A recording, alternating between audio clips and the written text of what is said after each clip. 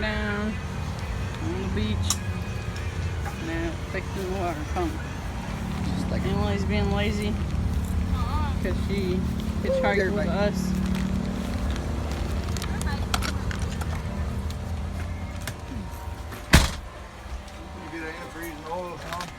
Still fixing the water pump. Hey YouTube, welcome back to another episode of Homesteading Cheaper by the Dozen. So round 2 for the RV.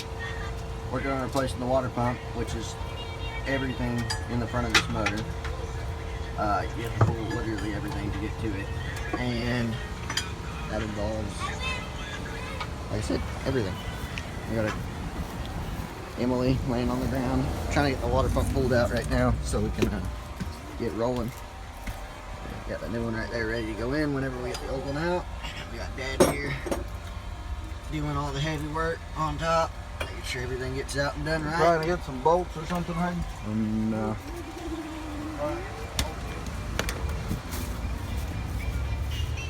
Got Jordan, Sean, and the little guy. I don't feel like Hayden, that's still in there. doing all the work, all the main work inside. There's none of us will fit, so that we don't want to be in there.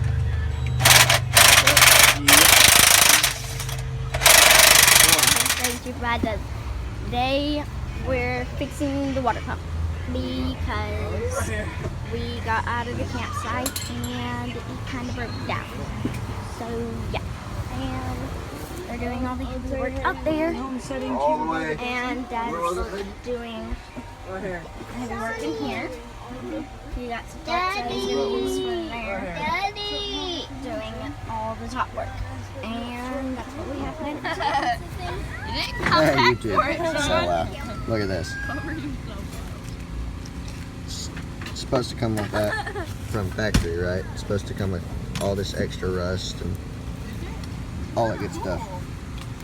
We got Jordan and Hayden and Sean and Dad just got this all pulled off, and right there's my bad, where the water pump is supposed to be. I gotta get in there and clean it, and then we're gonna start right there. Guys, broke down on the road. We got ready to pull out of First Landing Campground, and we were leaking and squealing real bad with the water pump. So fortunately we made it a couple miles down the road and found a good parking lot to pull off in, and we're going back together. But all the reviews I read on these Fords says they're terrible, and so far they've been very terrible. It's a big job. We got Sean, Dad, Caleb, Hayden, Jordan handing tools, and Shoshana cleaning bolts, and we're several hours into it, but hopefully it's fixing to go back together. Stay tuned. Don't try this at home. So here's our parking lot. We ran into an issue. The bolts on the new pump, the old pump is shorter. Get inside. The old pump is like half an inch shorter than the new pump, so we had to go hunt new bolts. Really big pain in the butt. Not a Ford fan, but hopefully this will fix it. So can't see very well. So after many hours and lots of hard work, we're finally putting this dude back together. If anybody does a water pump on a 460 Ford, make sure you double check your thicknesses. I don't know if everybody has trouble, but we had to modify our bracket, cut some bolts back, and then buy the rest of the bolts a lot longer. Real bit of heartache, but we think we're good to go. We're getting it all back together. Caleb, Sean, Hayden's finishing up the radiator. Dad's about got everything finished up on top.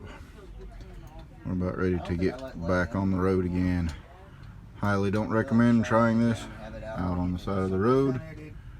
God looked out for us, and we at least found a parking lot where we could get off the side of the road, and we made it here. We're going to try to rent our campsite for another night, which would have been ideal and optimal. We could have run the air conditioning non-stop and not had the motor heated up.